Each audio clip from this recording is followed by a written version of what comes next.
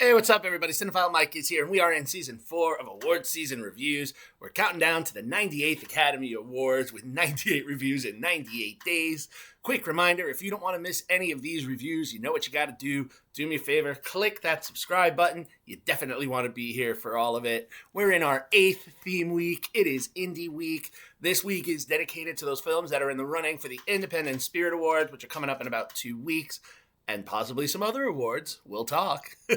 So it gives you a little bit of a break if you're looking for some non-Oscar fare, if you need to give yourself a little break. Today, I am looking at Lionsgate and Roadside Attractions' Twinless.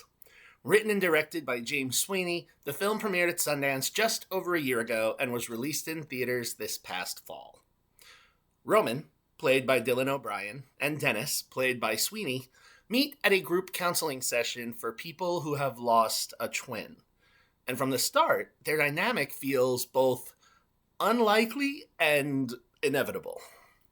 Roman is quiet, self-deprecating, and still living in the shadow of his late brother Rocky, the louder, more confident, and openly gay twin, also played by O'Brien.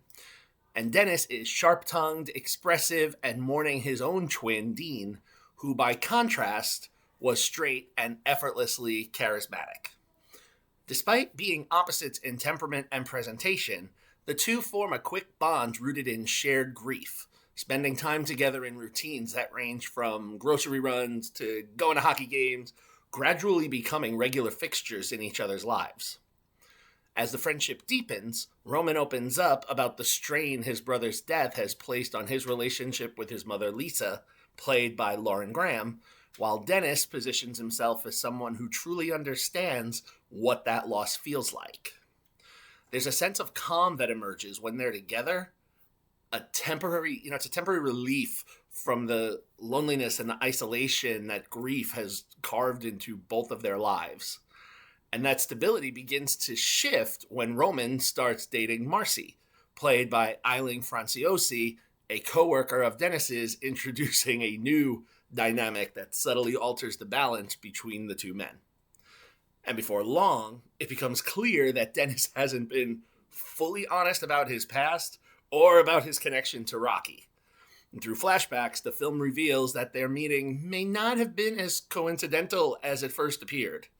And as secrets surface and emotional, fault lines widen, Roman, already raw from loss, makes it clear that certain truths may be impossible for him to forgive.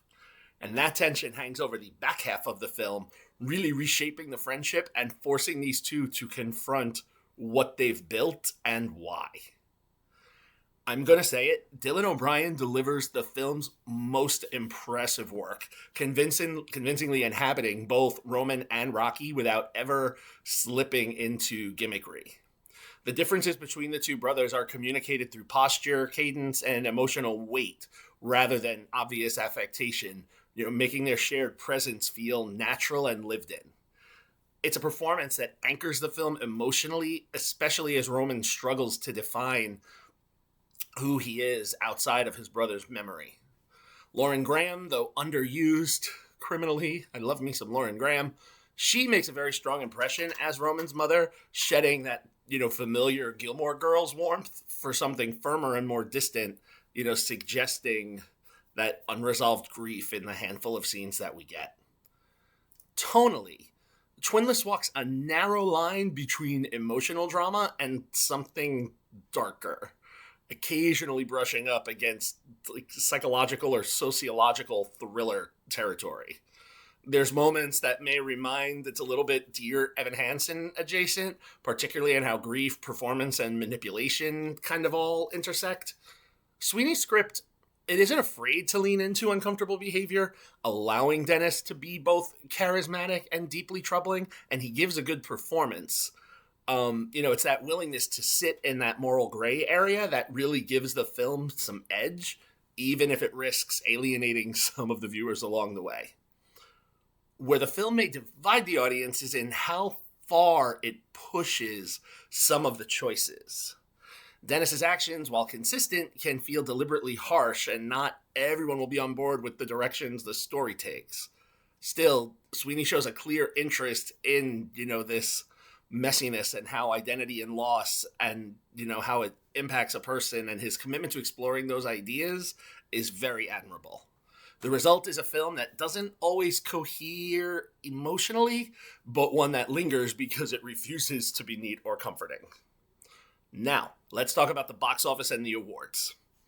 At the end of its run, the film made $1,261,731 domestically and $138,746 internationally, for a worldwide take of $1,400,477.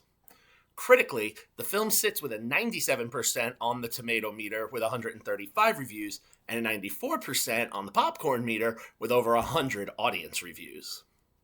Award season-wise, for the Independent Spirit Awards, it's nominated for 3: Best Feature, Best Lead Performance for O'Brien, and Best Screenplay for Sweeney. In addition to various other film festivals and critics' circles recognitions, some of the standouts include 2 wins at Sundance where it premiered.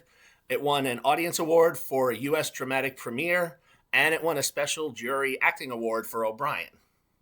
It won the Astra Award this year for Best Indie Feature, and also nominated O'Brien for Best Actor in a Motion Picture Drama.